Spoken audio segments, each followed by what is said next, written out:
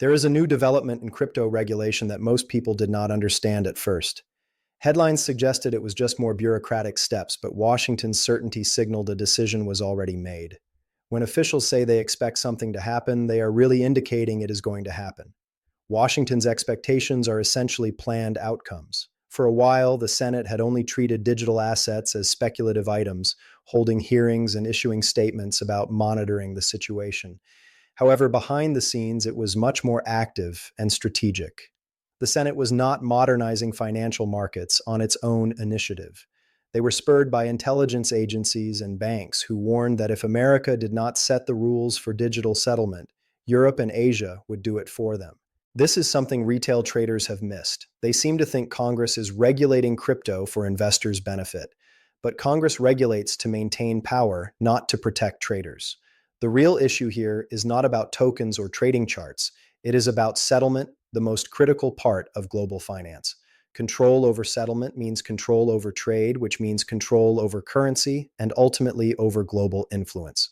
For decades, the United States maintained control through systems like SWIFT and dollar clearing.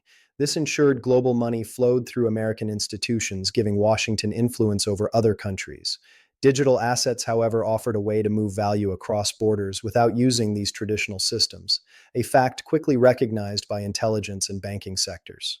The core of the crypto discussion is not about investments, but about the dollar's continued strength. This is why the Senate acted when it did not when retail investors were active or when exchanges surged. They moved after Europe finalized its MiCA regulations and Asia expanded its digital currency corridors. Europe did not just regulate crypto, it structured it. With MiCA and Luxembourg's approval for Ripple's cross-border capabilities, the European banking sector gained a compliant system for international payments without intermediaries. This was a critical alert for Washington. The implications are significant. If Europe can settle digital value internally bypassing SWIFT and dollar reliance, the US loses a major strategic advantage. The Senate bill was designed to prevent this irreversible geopolitical disadvantage by establishing rules, enforcing compliance, and choosing settlement methods that support the dollar. This is where XRP plays a role, though not explicitly named. The banking sector already understands which settlement systems can operate within both US and European compliance frameworks. XRP is viewed not as a cryptocurrency, but as essential infrastructure with operational corridors, legal structures, and identity verification. Its ability to settle globally without collateral or counterparty risk points to its institutional utility. Retail investors often believe adoption happens through public excitement, but institutions adopt quietly. Even before the bill was introduced, the banking industry changed its stance on digital assets, shifting from opposition to seeking clarity. This strategic pivot was not ideological banks lobby for rules that benefit them. Clarity can reduce speculation, but it builds the infrastructure where institutions can profit. The Senate's shift towards digital assets after years of resistance is understandable from a policymaker's perspective. Without regulated digital settlement systems, the U.S. risks losing its dominance in financial settlement, which in turn threatens dollar dominance and geopolitical leverage. The concern is not crypto itself, but the loss of control over settlement. The Senate is essentially domesticating digital assets for its own strategic use. This is why Bitcoin was not the main focus of the hearings. It does not facilitate settlement or bridge different digital currency types functioning more as an asset. Ethereum also has limitations with congestion costs and compliance issues. Stablecoins represent value, but do not solve cross-border liquidity. A neutral asset that can settle instantly, operate without collateral, and integrate with regulations is needed, and XRP fits this role. The Senate knows that openly stating digital assets will be mandatory for global settlement could cause market panic. Instead, they are regulating quietly, aligning with Europe, and allowing banks to interpret the changes. While retail asks about adoption, institutions are asking about permission, which is the real power being established. Recent institutional developments like Visa's stablecoin experiments, Earthport's acquisition, BVNK's partnerships, Ripple's integrations, central bank CBDC pilots, IMF working papers, and BIS trials all point towards settlement infrastructure, not speculative trading. These efforts are building a new global liquidity layer. When this new layer becomes active, most cryptocurrencies will become irrelevant, not banned, but simply not part of the new system. The Senate's role is to define compliance requirements. Those unable to settle cross-border comply with AML standards, integrate with central bank verification, or act as neutral bridges will be left behind as purely speculative instruments. XRP does not need speculation to succeed in this transition. It needs compliance, which Ripple has been pursuing for years. Europe provided regulatory clarity, the Senate is providing market structure, and banks are awaiting permission. This will lead to a replacement of old systems rather than just growth. Retail investors expect crypto adoption to involve excitement and price increases. However, price is secondary for settlement rails. Banks prioritize finality, compliance, liquidity, and risk management. A system that settles in seconds, complies across borders, reduces collateral, and handles institutional volume becomes essential. This is why the Senate bill is more critical to banks than any bull market. Settlement architecture is permanent, unlike market cycles. The media presented the bill as consumer protection, but its language was designed for institutional clarity. Creating a legal category for digital settlement assets forces the financial system to adapt. Banks are cautious and will only integrate when rules are clear and their survival is incentivized. Europe gained inevitability after MiCA, and the US could not let Europe set the global standard alone. The Treasury has been concerned about losing settlement dominance since 2020.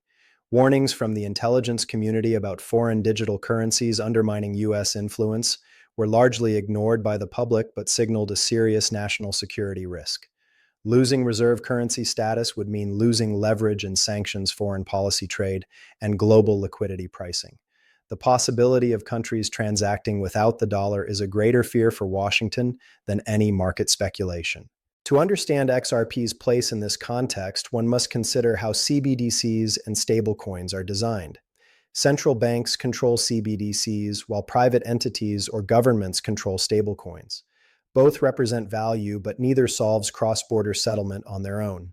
A neutral asset is needed to settle transactions between digital yuan and digital euros without relying on correspondent banks. This asset must be fast, neutral, liquid, and compliant. Bitcoin is too volatile, slow, and incompatible with AML frameworks. Ethereum has scaling issues, stablecoins are liabilities. XRP is designed for this bridging function. The Senate bill does not mention XRP because the technology itself dictates the asset choice, not the legislature. Banks need regulatory clarity, not congressional approval, to adopt new systems. Europe has provided clarity, and the US is providing structure. Once these aligned, liquidity corridors can become operational, allowing institutions to integrate quietly. Visa's investment in Earthport, a payment processor that used Ripple corridors, demonstrates Visa's focus on acquiring settlement rails rather than chasing startups. Visa's partnership with BVNK for stablecoin settlement flows foreshadows a shift towards tokenized value, where stablecoins represent the fiat layer, CBDCs the sovereign layer, and bridges the neutral layer, replacing SWIFT as a legacy system. Legacy systems rarely upgrade successfully, they are usually replaced. These replacements emerge through compliance rulings, quiet partnerships, and pilot programs. The Senate bill enables the banking sector to transition without legal or operational risks. Adoption will become a compliance requirement. Participation is mandatory to avoid obsolescence. The question is, what happens when digital assets become infrastructure rather than investments? Infrastructure does not fluctuate in price. It migrates silently from pilot to production to mandatory use. The Internet's transition from exciting novelty to essential utility happened at the institutional level without public permission. The Senate is enabling this replacement. XRP's quiet period is indicative of infrastructure development. The noisy phase was speculation. The quiet phase is integration. Ripple spent a decade in crucial meetings with banks, regulators, and compliance authorities, not focused on public hype, but on obtaining licenses, clearance, and legal frameworks. Institutions seek permission while retail seeks excitement. The Senate bill grants this permission. Once passed, liquidity corridors between the US and Europe will become operational. The question will shift from whether XRP will be used to what else is capable of performing the task. Most tokens cannot survive compliance, which is mandatory in global finance. Those that fail compliance are ignored, not regulated. This moment is historic because the US is regulating not out of curiosity, but due to a national security imperative. Europe was building compliant rails, and Asia was running CBDC pilots. Failure to define settlement rules risked ceding influence to foreign digital systems, jeopardizing U.S. visibility into global liquidity and control. Visibility as power, settlement is leverage, and the Senate bill protects both. Retail believes crypto is a competition between protocols, but the real fight is between governments. The US cannot afford for Europe or China to unilaterally set settlement standards which could bypass dollar clearance, a significant geopolitical threat. This understanding is shared by the Senate, the Treasury, and the intelligence community, but not by retail.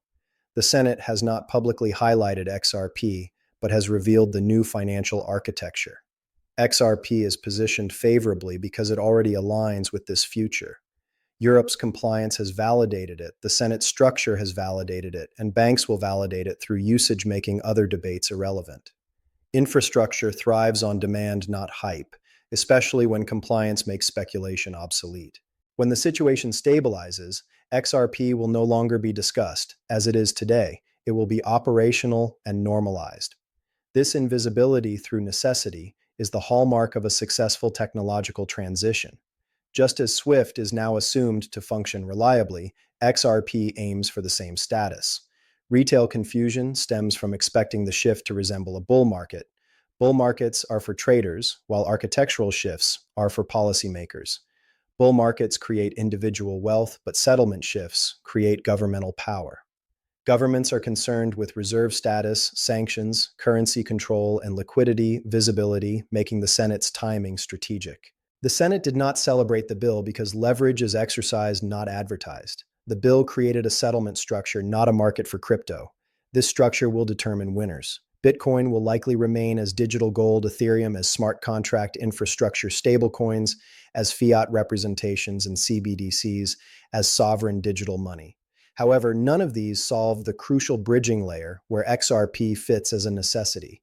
The Senate has revealed the future of finance, not XRP specifically. XRP's prominence is due to its preparedness for this future, having already built what is required. Europe's compliance, the Senate's structure, and eventual bank usage will render current debates moot. Infrastructure needs demand, and corridors create demand by making speculation irrelevant. In the aftermath, XRP will transition from being tribal, speculative, or controversial to being operational and normalized. This invisibility marks the final stage of technological evolution, where something becomes a standard. Crypto traders asking "when moon" are focused on the wrong question. The Senate has answered "when mandatory," which signifies integration, not a bull run. The future is about structure, not hype. This structure is now being revealed through legislation, corridors, compliance, and geopolitical necessity, marking the end of the speculation era and the beginning of the settlement era. The remaining steps are purely execution. When this new settlement layer is activated, a significant portion of cryptocurrencies will become irrelevant not through bans, but through obsolescence. The Senate's focus is on defining compliance requirements. Assets that cannot meet cross-border settlement, AML standards, central bank verification, or function as neutral bridges will fail to integrate into the new system and become mere speculative instruments. XRP's survival through this transition hinges on compliance, not speculation. Ripple has spent a decade building this compliance infrastructure. Europe offered regulatory clarity, the Senate is establishing market structure, and banks are awaiting formal permission. This will lead to a wholesale replacement of existing systems rather than mere growth. Looking back, Ripple has consistently positioned XRP as a settlement asset rather than a speculative vehicle. While institutions and retail investors may have misunderstood or mocked it, the development of corridors relies on legal clearance, compliance, and banking infrastructure, not public sentiment. Quiet institutional adoption ultimately triumphs over loud retail speculation. The current transition is not about adoption, but about protocol replacement. Historical financial shifts follow a pattern: denial, mockery, ambiguity, exploration, compliance, integration, and mandatory migration. Crypto has been in the exploration and ambiguity stages. The Senate bill pushes it into compliance, mirroring Europe's earlier progress and Asia's pilot programs. The coordinated institutional moves preceding public awareness are telling. Visa built stablecoin rails anticipating settlement trends. Central banks ran CBDC pilots recognizing sovereign risk. The BIS collaborated on interoperability addressing fragmentation risks. The Senate waited for banks to seek clarity after observing Europe's activated corridors and Asia's tokenized FX markets. The question of when XRP will separate from crypto is misplaced. XRP already separated when its discussion shifted from speculation to its role as a settlement rail. This shift is recognized by institutions in private pilot programs and Basel workshops discussing cross-border settlement integration with CBDC frameworks, not by the general public on platforms like YouTube. For these institutions, XRP is not an investment, but a vital tool for neutral settlement. Without neutral bridging, CBDCs would fail, stablecoins would falter, tokenization would lack interoperability, corridors would cease to function, and the dollar's global influence would diminish. These are not technological issues, but geopolitical equations. The Senate bill's passage will initiate a filtering process. Tokens incapable of integrating into the compliance layer will become irrelevant not due to inherent flaws, but because they were not designed for institutional use. Many crypto projects boast innovation, but lack architecture, while XRP possesses architecture, but lacked political timing. Now, timing and architecture are aligning with the Senate, opening the door, Europe having built the framework and banks poised for integration. The question is not if XRP will be part of the new system, but how seamlessly it will happen. Institutional transitions create inertia, not noise reshaping markets without requiring understanding from those unaware. Retail believes hype drives adoption, while institutions know compliance creates inevitability. Inevitability demands integration, not attention. Major market shifts culminate in normalization. When speculation transforms into infrastructure, it fades from public discussion, becoming as essential and invisible as the internet or Swift. Settlement rails will follow this trajectory, becoming a standard requirement for banks, payment processors, and central banks. XRP's ultimate goal is this invisibility through necessity. Retail confusion arises from expecting a bull market appearance for this shift. Bull markets benefit traders, while architectural changes benefit policymakers. Bull markets create individual wealth, but settlement shifts create governmental power. Governments prioritize reserve status, sanctions, currency control, and liquidity visibility, making the Senate's timing a strategic imperative. The Senate's discretion with the bill is intentional. Leverage is not advertised, but exercised. The bill established a settlement structure, not a crypto market. This structure will naturally select winners. Bitcoin may endure as digital gold, Ethereum as smart contract infrastructure, stablecoins as fiat representations, and CBDCs as sovereign digital money. None, however, address the bridging layer where XRP serves as a necessity. The Senate has inadvertently revealed the future of finance, not XRP itself. XRP's central role arises from its pre-existing alignment with future requirements. Europe's validation through compliance, the Senate's validation through structure, and impending bank usage will render current debates obsolete. Infrastructure requires demand, and corridors generate demand by rendering speculation irrelevant. As the situation stabilizes, XRP's discussion will shift from its current speculative and controversial nature to its operational and normalized status. This invisibility represents the final stage of technological adoption, where an element becomes an accepted standard. The Senate's focus on when mandatory rather than when moon signals integration over a bull run, signaling a profound shift in the crypto landscape. The future was always about structure, not hype. This structure is now emerging through legislation corridors, compliance, and geopolitical necessity, signaling the conclusion of the speculation era and the dawn of the settlement era, with execution being the final phase.